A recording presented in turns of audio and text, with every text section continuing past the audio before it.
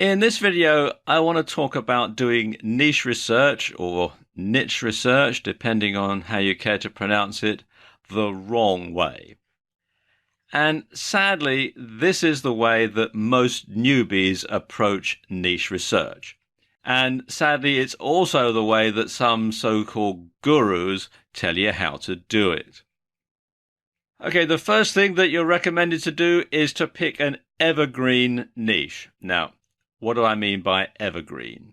Well, I mean things like weight loss, fitness, dating, get your ex back, sports, particularly sports that require a lot of money to be spent on them. Sports like golf, where there's lots of expensive equipment to buy and there's lots of tutorials and all that other sort of stuff.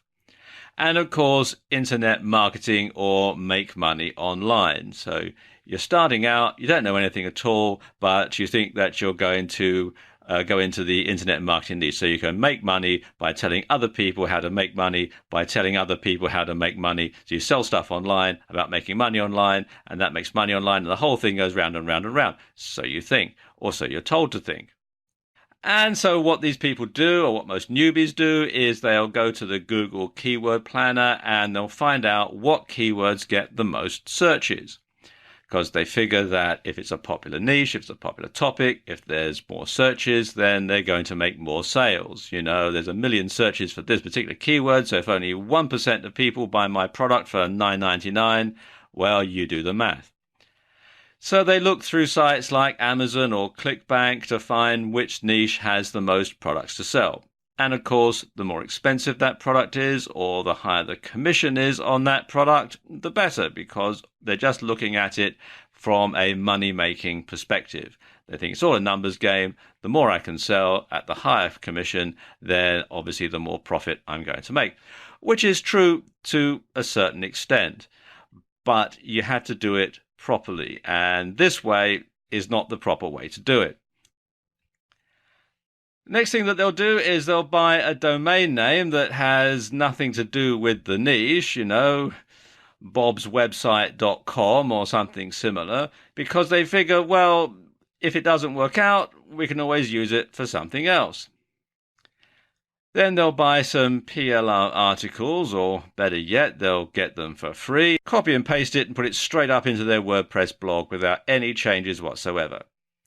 Then they've probably got a coupon from Google AdWords that gives you so much free traffic, so they'll use that to drive some traffic to the website using those really popular keywords that they use the Google Keywords tool to find in the first place, not realizing that once the amount of money that's on the free coupon has run out, they're going to be faced with a massive bill because these keywords are going to be very expensive. But they set all that up, and then they fail miserably. They lose a ton of money, and they get disheartened, and they give up. And probably worse than that, they come to the feeling that everybody involved in IM is a crook, and that the whole thing is a big con. And it's not hard to understand why they feel that way. Now, before we go any further, let me just state one thing for the record before people think, hang on a minute, what about evergreen niches? Well, there's nothing wrong with an evergreen niche, but most are oversaturated. These are the niches that lots of people want to get into, and lots of people are already in them.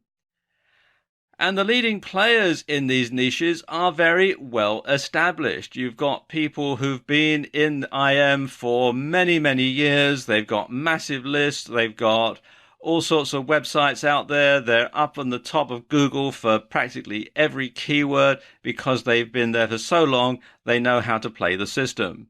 And the keywords in these niches are fiercely competitive. Again, because it's so oversaturated and because the leading players have been there for so long, then there's a lot of competition to get the really good keywords that are going to get you to the top of Google. And the AdWords for these particular niches are very expensive for the same reasons. So if you're trying out this way, if you're starting out this way, then, well, quite frankly, you're setting yourself up to fail. And so many people do this. So many people think that this is the way to do it. So many people are told that this is the way to do it, and it's all completely wrong.